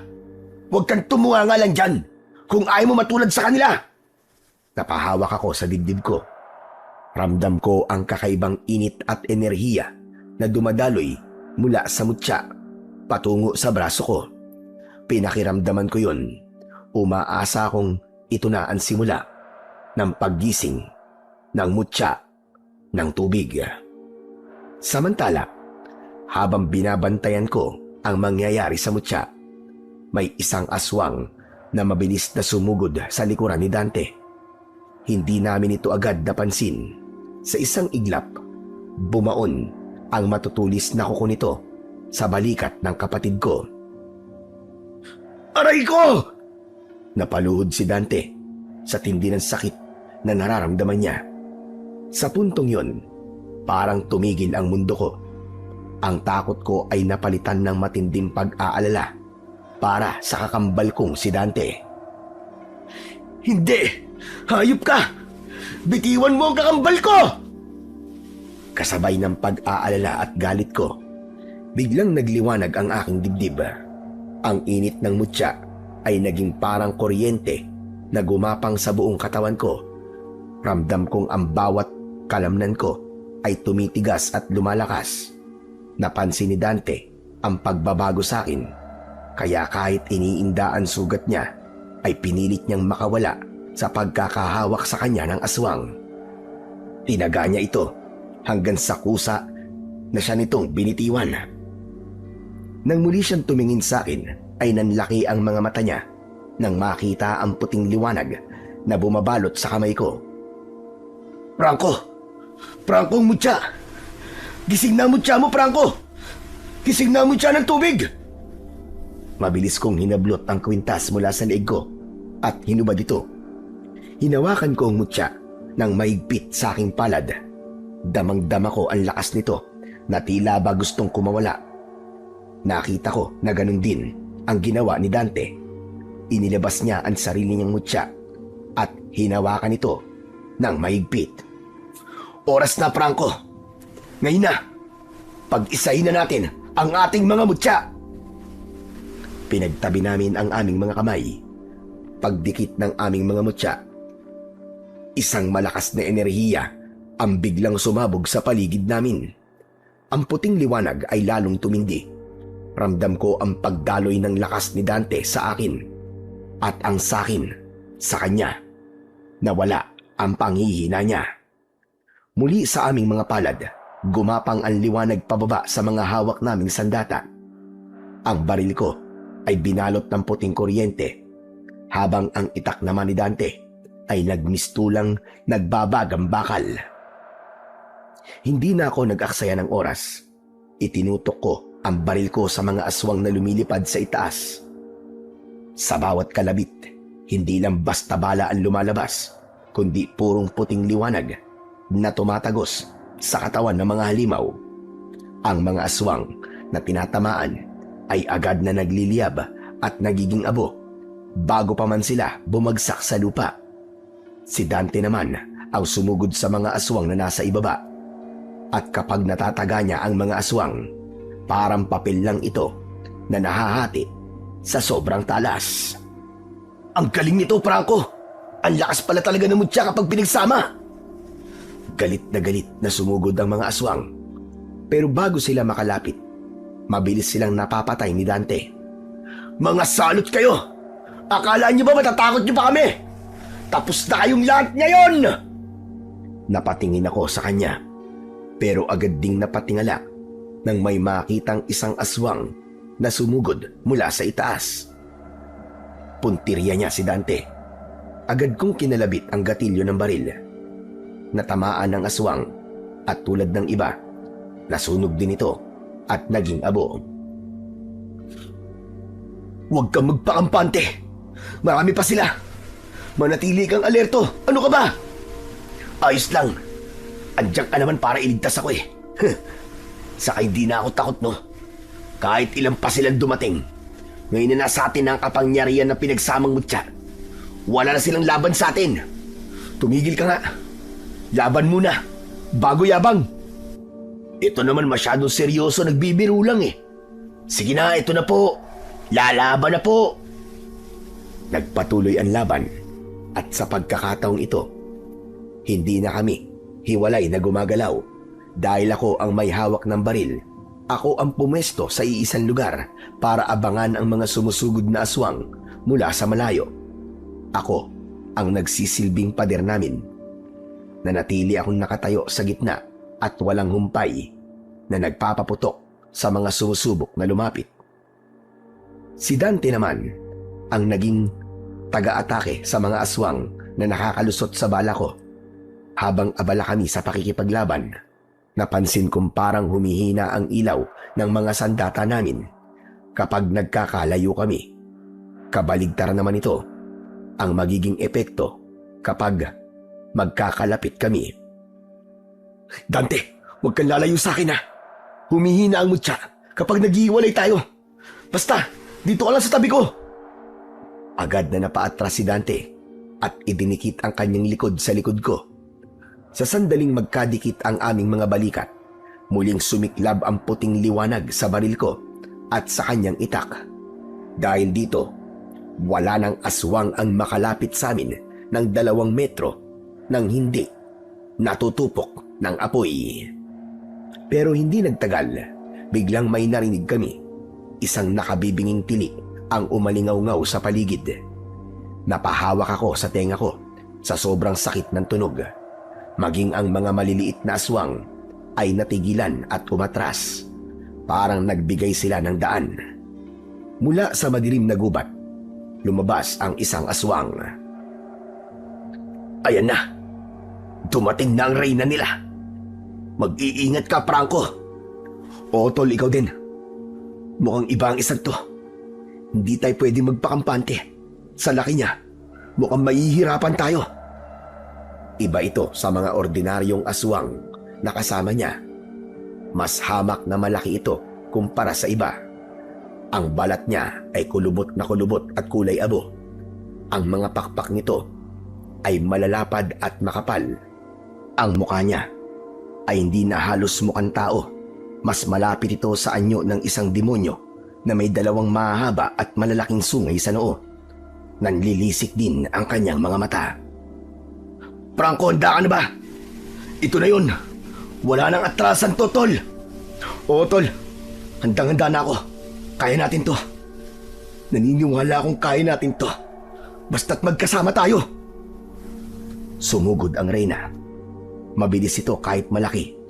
Sa isang kumpas ng pakpak niya, nagkaroon ng malakas na hangin na nagpatalsik sa mga gamit sa kampo. Sinubukan kong barilin ito, pero ang bala ko ay tumalbog lang sa makakapal niyang balat.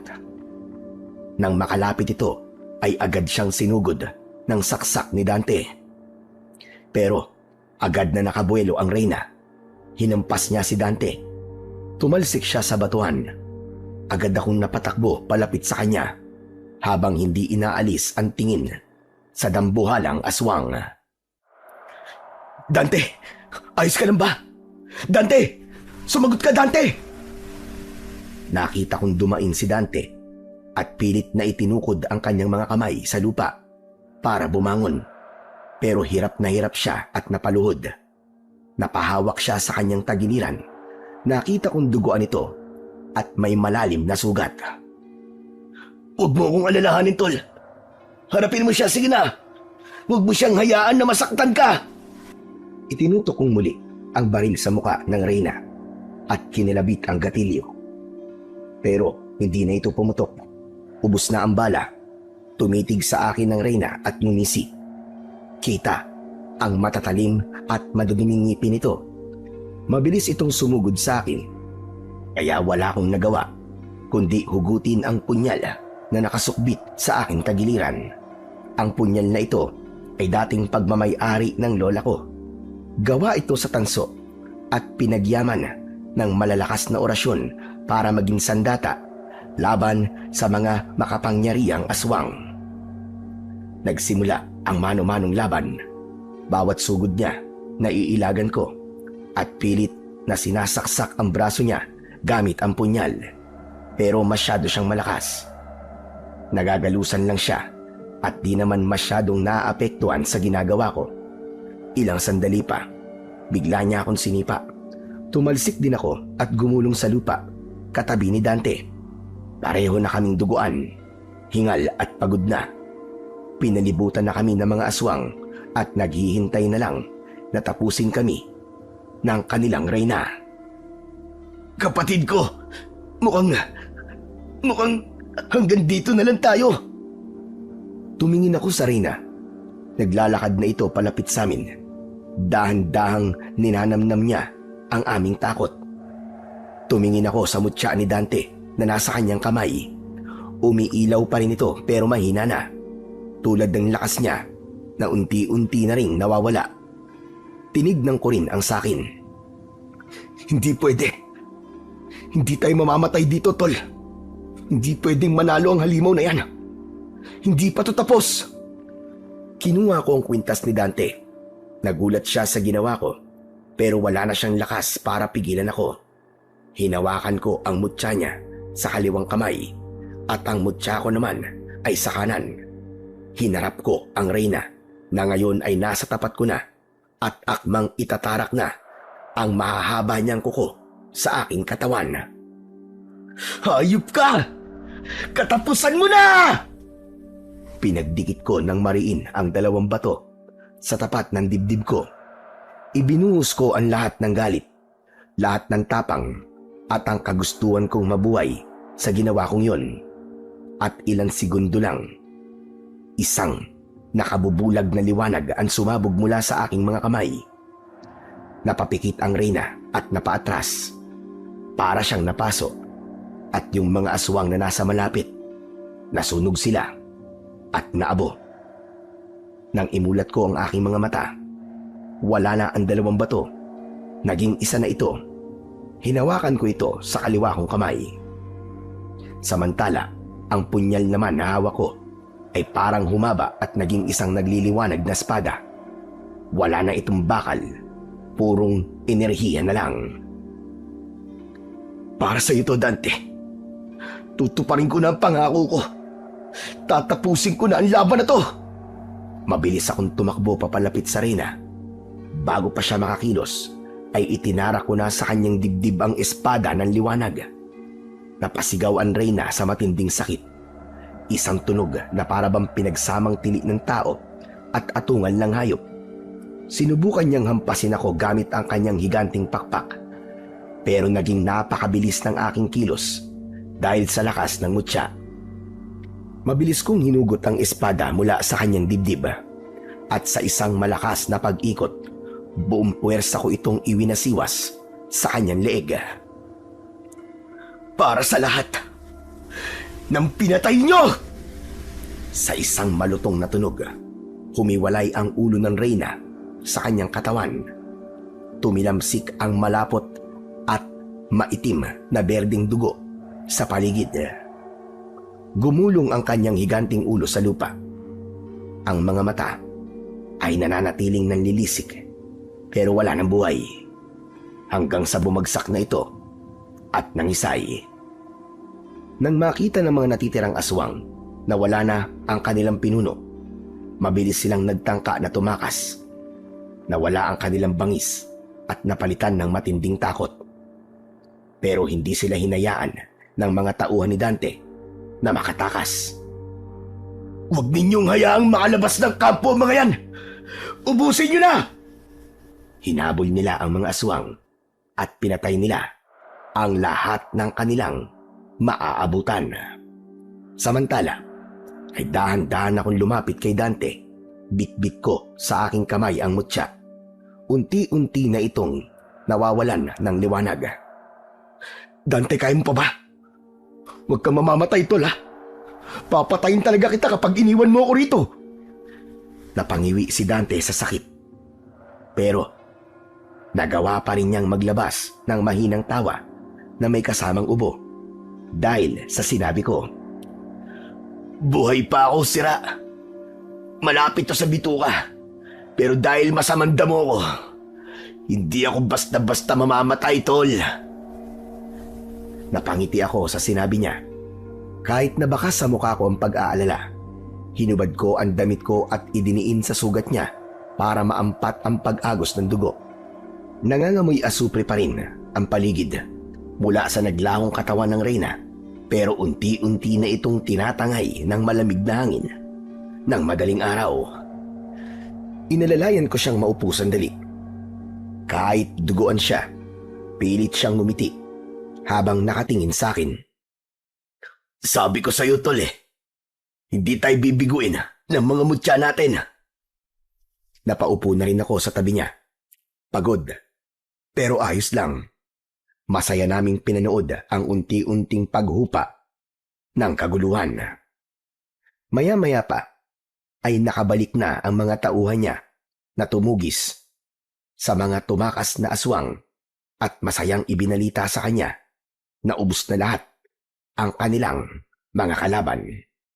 Tumango si Dante at pilit na tumayo sa tulong ko. Inilibot niya ang kanyang tingin sa buong kampo, sa mga nagkalat na abo ng mga aswang, at sa kanyang mga tauhan na bagamat nagbubunyi sa pagkapanalo, ay bakas pa din ang lungkot para sa mga kasamahan nila na nasawi sa laban. Ipunin ang mga namatay nating kasama. Bigyan sila ng maayos na parangal. Sinunod ng mga tauhan niya ang utos nito. Naging abalaan lahat sa pag-uukay at paglilibing sa mga nasawing kasamahan. Malungkot ang naging seremonya, pero ramdam ko ang respeto ng bawat isa. Pagkatapos ng libing, nagsimula kaming maglinis at ayusin ang mga nasirang tolda. Tinanggal namin ang mga bakas ng labanan at sinunog ang mga natitirang dumi na iniwan ng mga aswang hanggang sa bumalik ang kaayusan sa paligid. Lumipas ang ilang araw. Nang magaling na ang mga sugat namin at maayos ng takbo ng kampo, muli kaming nag-usap ni Dante ng masinsinan. Nakaupo kami sa isang malaking bato habang nakatingin sa malayo. Franco, salamat ah. Kundi dahil sa iyo at sa tulong mo, baka lahat kami dito pinatay na ng mga aswang na yon. Wala yun, tol. Ayos lang yun. Huminga siya ng malalim at tumingin sa akin ng diretsyo. Ngayong wala na ang mga aswang sa sitio maligno, ibibigay ko na ang kapalit ng naging tulong mo. Pwede ka nang bumaba ng bundok at bumalik sa pamilya mo. Malaya ka na, tol. Sa wakas, ay narinig ko rin ang mga salitang matagal ko nang hinihintay. Sobrang saya ko dahil alam kong naghihintay na sa akin ang mag-iina ko. Sabik na sabik akong makita sila at mayakap muli sa pagkatapos ng lahat ng aking pinagdaanan. Pero sa gitna ng saya, naramdaman ko rin ang lungkot. Parang hindi pa sapat yung oras na nagkasama kami. Salamat, Tola. Pero paano ka rito? Paano ang mga tauhan mo? Huwag mo akong alalahanin. Sanay na kami sa ganitong buhay. Dito na ako lumaki at dito ko na rin gustong tumanda. May misyon pa kami at ito ay ang masiguro na hindi na babalik ang mga kampo ng kadiliman sa lugar na ito. Ayaw niyo talagang bumaba? Mapanganib na ang mabuhay sa labas ng kampo, Franco. Alam kong batid mo yan. Sa bagay. O siya, maganda ka na. Ipapatid na kita sa mga tauhan ko hanggang sa paanan ng bundok para masigurong ligtas ka. Salamat, tol. Mag-iingat ka rito, ha. Eto, isusulat ko address ko. Kapag kailangan mo ulit ng tulong, puntahan mo lang ako. Pagkatapos ko sa kanyang ibigay ang address ko, ibinigay ko sa kanya ang mutya. Siya nga pala, tol. Ito ang mutya. Sa'yo na to. Mas kailangan mo to rito sa bundok. Tinitigan ni Dante ang mutya sa kanyang palad. Baka sa mukha niya ang gulat at pagpapakumbaba. Hindi niya inaasahan na ibibigay ko ito sa kanya. Sigurado ka ba rito, Franco? Hindi ba ito mahalaga sa'yo? Mahalaga, syempre. Kasi galing yan kay Lola eh. Pero mahalaga ka rin sa akin, tol. Kaya sige na. Tanggapin mo na yan. Gamitin mo para maprotektahan mo mga tao rito. Ngumiti si Dante at mahigpit na itinikom ang kanyang palad sa dalawang mutya. Tumango siya sa akin. Hinding-hindi ko to sasayangin, tol. Salamat. Sige na, lumakad ka na bago pa tuluyan tumaas ang araw. Pagkatapos ng pag-uusap na yon, ay inihatid na ako ng kanyang mga tauhan sa ibaba ng bundok. Ligtas akong nakabalik sa aking pamilya. Nakabalik din ako sa serbisyo sa militar. Naging masaya at payapa ang buhay ko. Naitaguyod ko ang aking mga anak at nakita silang lumaki sa isang mundong malayo sa lagim ng mga aswang. Pero sa kabila ng normal kong buhay bilang isang sundalo at ama, nananatiling buhay ang ugnayan namin ng kakambal ko na si Dante. Paminsan-minsan Kapag malalim na ang gabi, bigla na lang siyang darating. Mag-uusap kami hanggang madaling araw. Ikikwento niya ang mga bagong laban at tagumpay niya sa kabundukan. Kaya kahit madalas na magkalayo kami, pakiramdam ko ay palagi ko pa rin siyang kasama. Siguro, dahil na rin sa mga pinagdaanan namin, naging konektado na talaga ang mga buhay namin kahit nasa magkaibang mundo kami. Ako bilang isang sundalo at siya sa bundok bilang tagapangalaga ng kapayapaan doon. Kampante na ako na sa bawat pagpikit ko, hindi na ako mangangamba sa mga nilalang ng dilim dahil alam ko may isang Dante na handang magtanggol para sa amin. Hanggang dito na lamang po ang aking kwento. Sana ay may natutunan po kayo na magandang aral. Hanggang sa muli at pagpalain nawa kayo ng Diyos na may kapal.